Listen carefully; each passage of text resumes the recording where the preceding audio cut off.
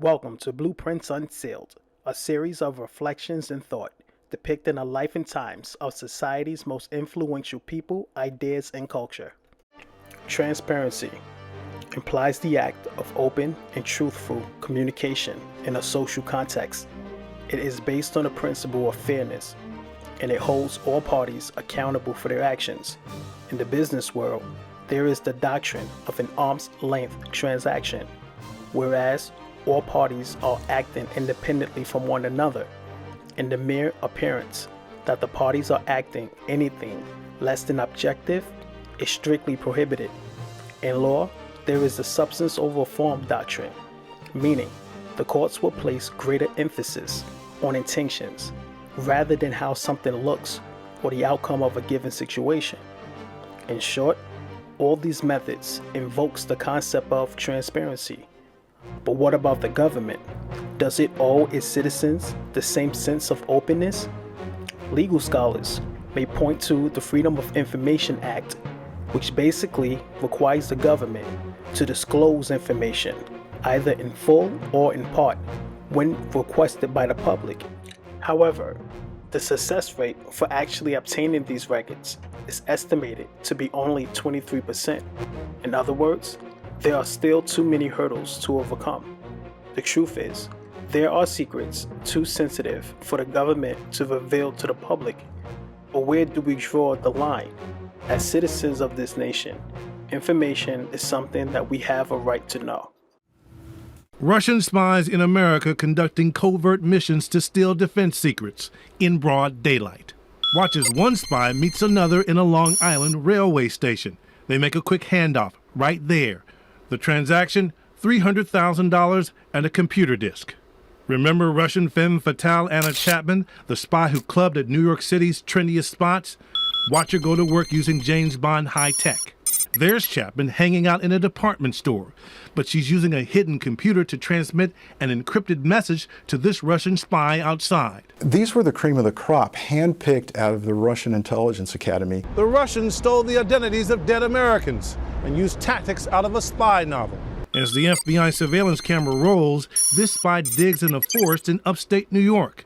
He's hunting for his payoff, $60,000 in cash. They played by Moscow rules with a little bit of high-tech technology on top of it. All the Russians were sent packing to the motherland, a clear reminder that spy games are still alive and well. A sleeper cell is the most dangerous type of spy there is. Their mission is to infiltrate the land of their foreign adversaries. They wait in silence, ready and willing to carry out whatever their leaders have commanded. Who they are and their objectives are highly guarded. Perhaps more importantly, these operatives could be your neighbor, a friend, a spouse, or your parents. They attend our universities and gain access to some of our nation's most sensitive information. And while we sleep at night, they carefully extract the information they obtain during the day and send it to our enemies. However, the biggest threat is the potential of the havoc that these sleeper cells can cause in the event they are actually activated. Although the government has been less than forthcoming in terms of releasing information to the public on whether or not any of these cells has actually been apprehended, the FBI has hinted at the prospect of potential sleeper agents that have been linked to foreign nations. In fact, the FBI's biggest problem is actually assessing and identifying potential individuals. Since they may not have a criminal record, they possess a clean passport, and they have averted the attention of intelligence agencies overseas. The most chilling revelations that the FBI is worried about is that the goal of these extremist groups is to have camps established in the United States and sleeper cells ready to act when called upon. Today, 26 American embassy staffers in Cuba, one diplomat in China now are confirmed to have suffered what the U.S. government calls health attacks. Now a mother is speaking out for the very first time in this NBC News exclusive. Last year, Catherine Werner, a U.S. diplomat stationed in China, told her parents she was experiencing strange sounds and sensations in her apartment. Her health was declining rapidly. Just struggling, and she's just a shell of what she was. Her mother, Laura Hughes, an Air Force veteran, was so alarmed, she quickly booked a flight to China. You notice when something's wrong with your children, and there was something very wrong with Catherine. Laura tried replacing the apartment's air filters and buying imported food. Nothing helped. And then Laura says she started feeling it too. In 1958, the United States launched its most ambitious project ever, known as the U.S. military's Defense Advanced Research Project Agency, or DARPA for short. Their mission is to make pivotal investments in breakthrough technologies for national security. It's been speculated that DARPA's secret agenda is to develop weapons at least 50 years in advance, similar to the weapons used in the Cuba sonic attacks that literally changed people's brains. DARPA has developed a similar technology called a long-range acoustic devices, or LRAD, sound cannons for short. This device uses an extremely high decibel acoustics to inflict bodily harm upon anyone within 330 feet. In fact, this technology has the potential to cause permanent hearing loss and capable of sending sound waves at a range of 5.5 miles. Another technology that DARPA is working on is the RAM replay, which stands for Restoring Active Memory. Basically, this device will be used to gain access to people's memories. They are hoping to develop ways to enhance recall of both declarative memory, which is facts and experiences, and procedural memory, which is unconscious information, allowing an individual to perform learned skills. Serious booms. We received several reports of some loud noises throughout the Kansas City metro. So, new at 641 Action News reporter Shannon Halligan looked into what may be causing these suspicious sounds. In this YouTube video, you can hear what sounds like an explosion. The video posted in late December shows it happened several more times. The phenomenon of the mystery boom, which is also associated with skyquakes, has been reported for centuries. At first, people came up with many theories. Some say the sounds are the result of ocean waves hitting the sand or cliffs. Others contend that the sounds are the result of pending tsunamis and earthquakes, and meteor explosions were also considered. However, those events are not consistent with the eyewitness accounts from hundreds of people.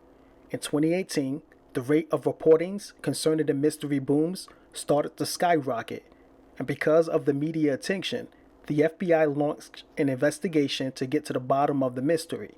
However, authorities in Pennsylvania believe that they have solved the mystery. They believe that the booms were caused by firecrackers and gun sounds. However, a lot of people remain skeptic of this answer, since no one has been apprehended or is credited with doing such things. In addition, not only is the case still open, but the ATF has also joined in the investigation. However, the public speculates that even if the federal government did learn the truth, it is highly doubtful that the government will reveal the true source of this phenomenon. Perhaps one of the most disturbing revelations concerning the government involves the possession of a person's body after they die. In 2005, a 17-year-old teenager died in a car crash. The body underwent a standard autopsy procedure to determine the official cause of death. After the coroner conducted their preliminary autopsy, the body was returned to the family for burial. However, not too long following his death, his former classmates went on a school field trip to the medical examiner's office. Upon arrival, they discovered that the teen's brain was maintained in a jar that has name on it. Once the family learned of this, they immediately spoke with their priest, who advised them that the burial of the teen was considered incomplete without the brain. They obtained a lawyer and then proceeded to sue the medical examiner's office to have the brain returned. The family won a $1 million lawsuit against the medical examiner's office, as well as receiving back the brain so that it could be properly buried.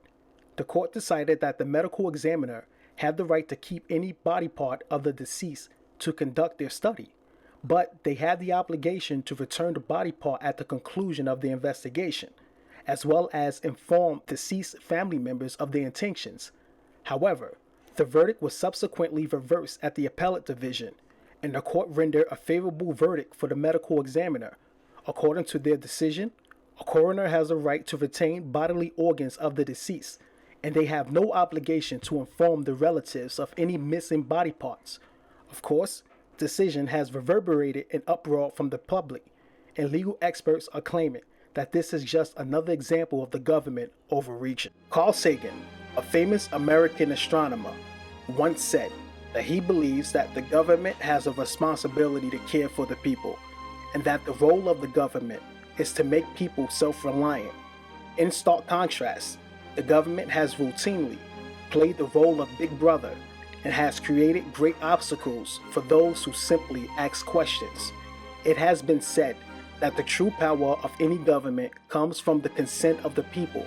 So logically, consent is only possible if the government is open and honest with us. Thanks for watching. Please consider supporting the channel by hitting the like button and subscribing.